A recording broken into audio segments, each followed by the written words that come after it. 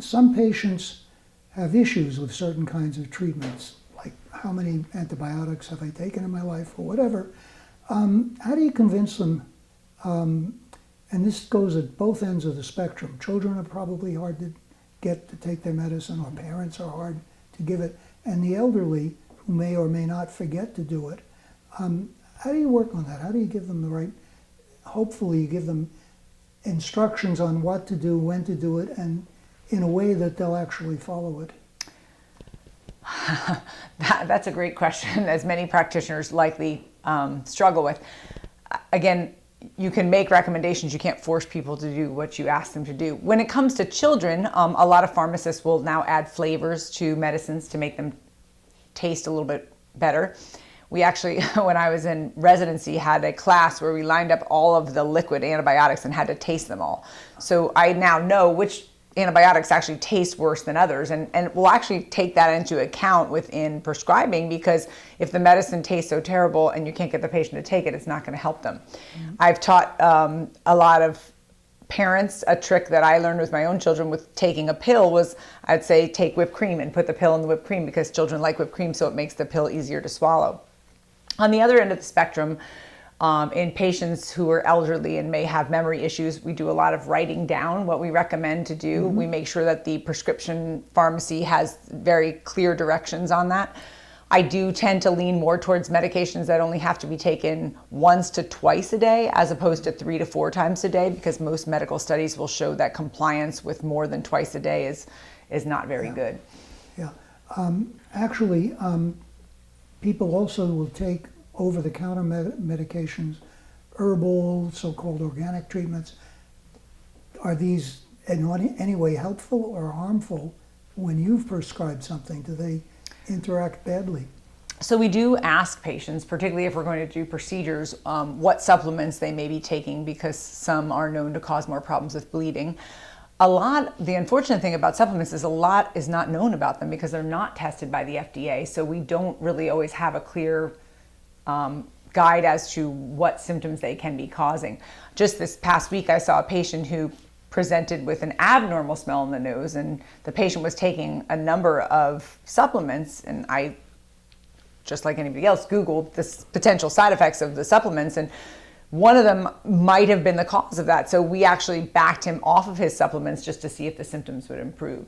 So I do try to take into account what the patient is taking. I don't judge any one type of medicine as being, say, better than another. I don't have a whole lot of knowledge of holistic medications, but I do warn my patients to be somewhat cautious, because just because it's sold over the counter and considered natural doesn't always mean it's good for you.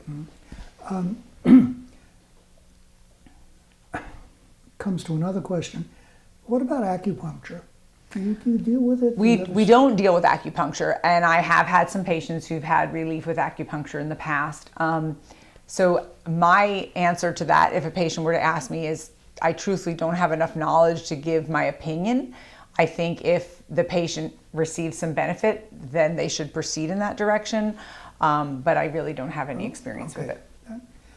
Now, I know drug manufacturers often give physicians samples of their medications.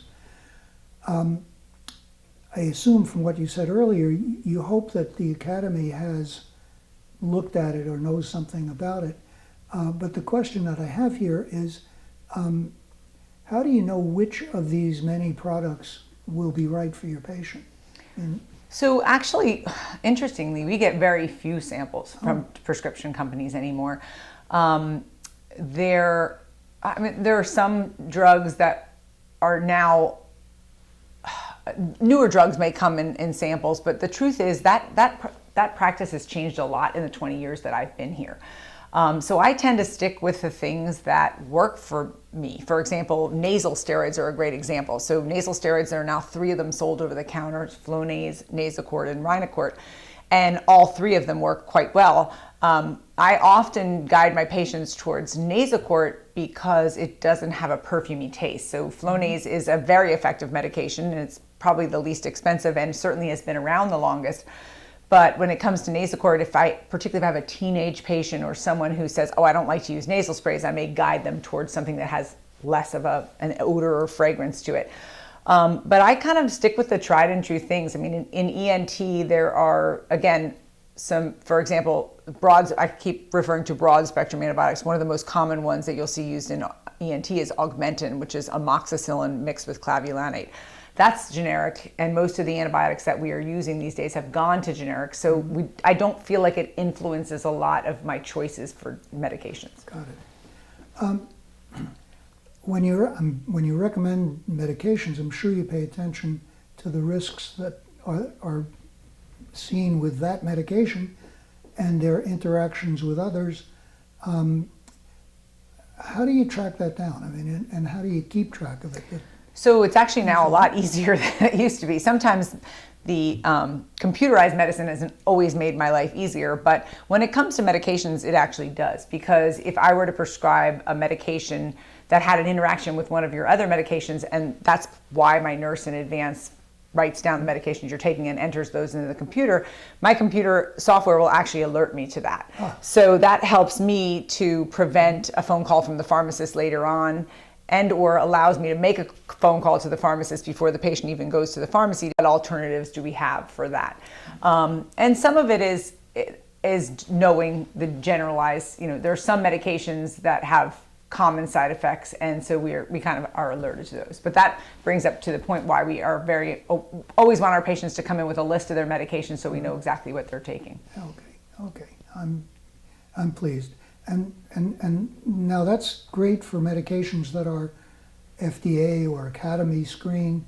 What about alternative treatments and interactions with those? What about the patient that's taking something at home that you may have told you about, but how do you know that that doesn't interact badly? We don't. And that's one of the reasons why when patients are taking homeopathic or natural medicines or supplements, I just warn them to be aware that we're not always aware of, the interactions.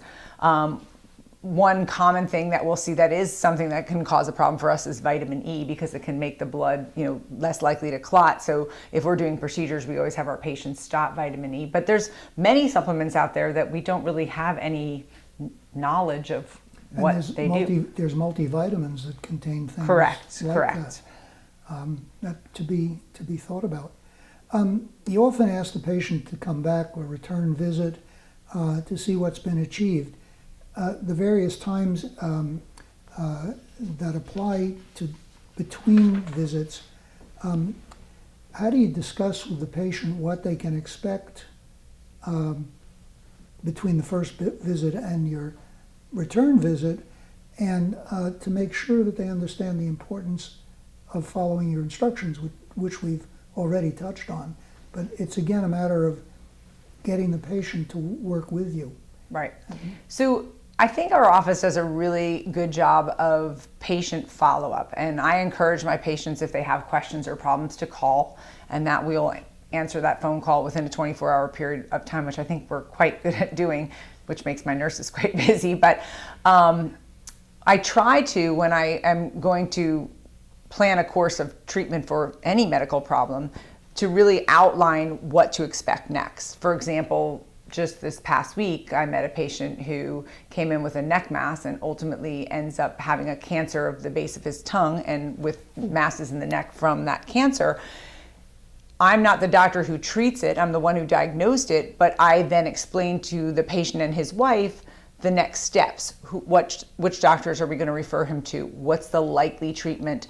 How long will that treatment be? Some of the side effects they may expect, and then encourage them along the way of the treatment to feel free to reach back out to us with any questions. I then won't really see that patient during his treatment, which will likely include radiation and chemotherapy. But what will happen is then I'll see him a month following treatment, and I'll be the one to follow him up to make sure that cancers aren't coming back. So we try to spend time with our patients to tell them the likely outcomes and expectations, and encourage them to please call us if things are not going as planned.